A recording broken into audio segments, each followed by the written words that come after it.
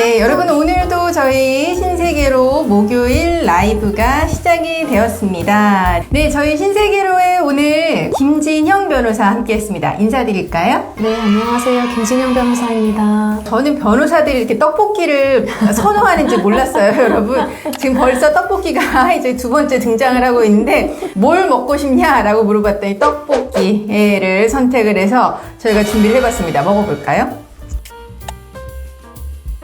유책 배우자가 이혼한 이후에 육아를 하면 양육비 못 받는지요? 이렇게 물으셨어요. 그렇진 않고요. 양육비 같은 경우에는 이제 자녀의 복리 이 기준으로 무조건 네. 지급하는 거기 때문에 유책 배우자가 이혼 후에 육아해도 양육비 받는 거는 아무런 상관이 없습니다. 양육비 받으실 수 있다는 거 아시면 되겠습니다. 불륜 방조죄 시댁도 포함되나요? 라는 질문이 들어오셨어요. 저희 그런 사건이 있었어요. 시댁에서 남편의 상간녀와 같이 여행을 간 거예요. 며느리 빼놓고. 이제 그런 거는 이제 불륜 방조죄. 이제 실제로 불륜 방조죄라고 하는 죄는 없지만 이제 불륜 방조로 볼 수는 있고 나중에 이제 위자료 청구 소송의 대상은 이제 될 수가 있겠죠. 으아, 조이 사진 바뀌었네요. 조이 덕후 기쁨이라고 하셨는데 네, 저희 조이가 아기였을 때 자고 있는 모습입니다. 아, 너무 예쁘죠? 네.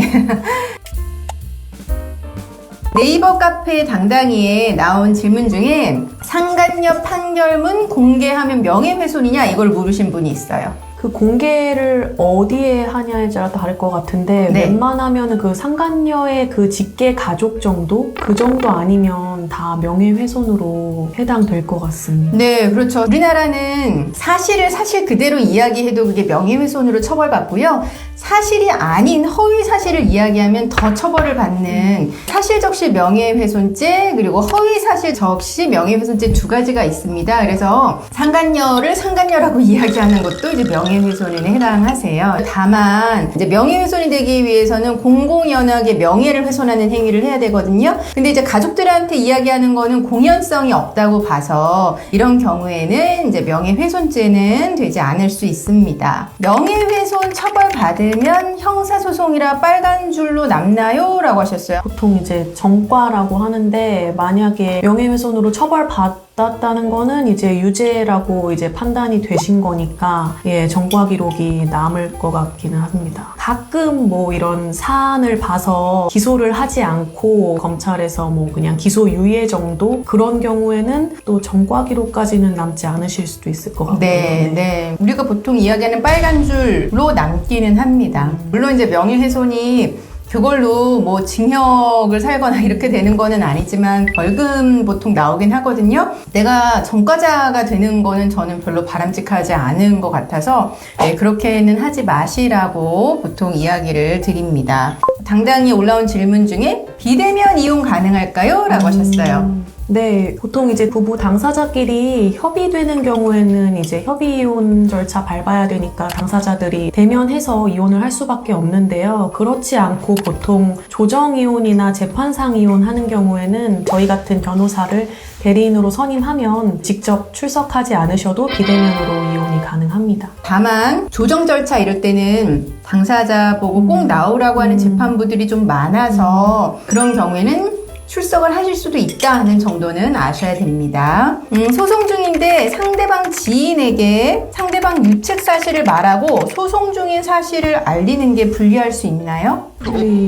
하실 것 같은데 이혼 소송 이제 말씀하시는 거면 이혼 소송 자체에서 막 직접적으로 불리한 사안은 아닐 수도 있어도 아까 그 명예훼손 얘기랑 또 연결되는 것 같은데 상대방 지인한테 이제 상대방 유책 사실을 그런 걸 알리면은 일단 형사적으로 문제가 되실 수 있고 소송에서도 만약에 상대방이 그거를 서면상 내 유책 사실이 아직 이제 유책이라고 판단이 안 된 상태에서 마치 기정사실인 것처럼 얘기를 하고 다닌다 이렇게 되면은 재판부에서도 이렇게 좋게 보진 않을 것 같습니다.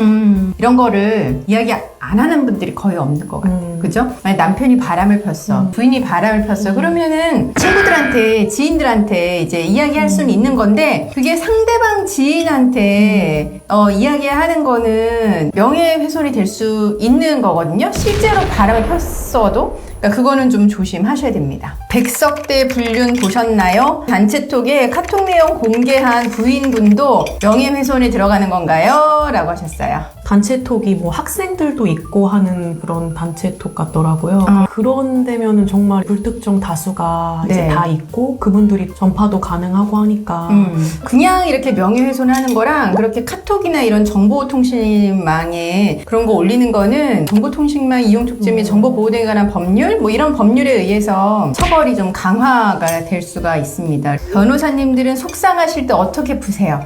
저는 속상할 때 술을 마시거나 아니면 자거나 일단 매운 거 매운 매운 거 먹으면서 풀고 살짝 도피하기도 하고 네. 자고 일어나도 안 풀리는 경우가 있죠. 몇 날 며칠 가는 경우 이제 그런 경우가 있었는데 혹시 김진영 변호사 그런 경험 한 적 있어요?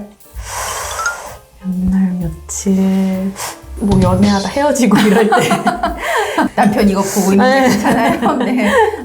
저희 라방 보면서 좀 기분이 나아지셨으면 좋겠습니다. 이혼 소송 중에 모든 재산을 처분한 전 남편. 알고 보니 상간녀에게 재산을 넘긴 정황이 있는데요. 강제집행 면탈죄로 신고하려면 정확한 증거가 있어야 하나요? 라고 하셨어요. 아마 뭐 금융자산 이런 거일 것 같은데 금융자산이나 부동산이라면 기록이 대부분 다 남으니까요. 이제 그런 것만 확보가 되시면 가능하실 것 같고 이제 동산 같은 경우에는 뭐 가구나 뭐 이런 거라면은 이게 상간녀한테 넘어갔다 그런 것까지 이제 입증하시기는 좀 어려우실 수도 있을 것 같고요. 예. 네, 그 강제집행 면탈죄라고 하는 거는 내가 돈을 줘야 되는 상황에서 상대방이 그 돈을 받아가지 못하게 재산을 은닉한 경우에 성립하는 죄인데요. 이혼 소송 중이라고 하는 거는 재산 분할을 해줘야 되는 상황이잖아요. 그런 상황에서 거의 줘야 하는 돈에 부족하게 재산을 빼돌린 경우에 강제집행 면탈죄라고 하는 게 성립할 수 있습니다. 그리고 이혼 소송 중이시기 때문에 상대방의 은행 거래 내역이나 뭐 등기부 등본 이런 거 다 확인하실 수 있으니까 정말로 그렇다라고 하면은 형사고소도 가능해 보이시고요. 그리고 이제 만약에 상간녀한테 준 거라고 하면은 그거 이혼 소송 중이시니까 사회행위 취소 소송이라고 하는 것도 같이 할 수가 있습니다. 다만 이 사회행위 취소라고 하는 거가 성립하려면 상간녀도 그런 정을 알고 재산을 빼돌리는데 약간 협조했다라고 하는 악의가 필요한데 지금 진행 중인 변호사님이랑 상의하셔서 강제집행 면탈죄나 사회행위 취소까지도 한번 검토해 보시면 좋을 것 같아요. 조변님 3년째 팬이에요. 사랑해요. 라고 하셨는데 네, 감사합니다. 네, 김진영 변호사 오늘 라이브 처음이었죠? 네. 어떤가요? 좀 긴장도 되긴 했는데 네. 이렇게 이제 전혀 긴장하는 것 같지 않던데. 네. 궁금한 사항들을 이렇게 즉각 이제 물어봐 주시고 소통할 수 있으니까 책상에서 그냥 일만 하다가 그럴 때보다 훨씬 더 좋은 것 같아요. 제가 처음에 소개를 안 해드렸는데 우리 김진영 변호사는 경찰 하다가 이제 변호사가 된 케이스입니다. 경찰 하다가 변호사가 된 우리 김진영 변호사랑 이렇게 떡볶이를 먹으면서 오늘 라이브 이제 진행을 했고요. 다음 주 목요일에도 같은 시간에 라이브로 찾아뵙겠습니다. 감사합니다. 편안한 목요일 저녁 되세요. 감사합니다.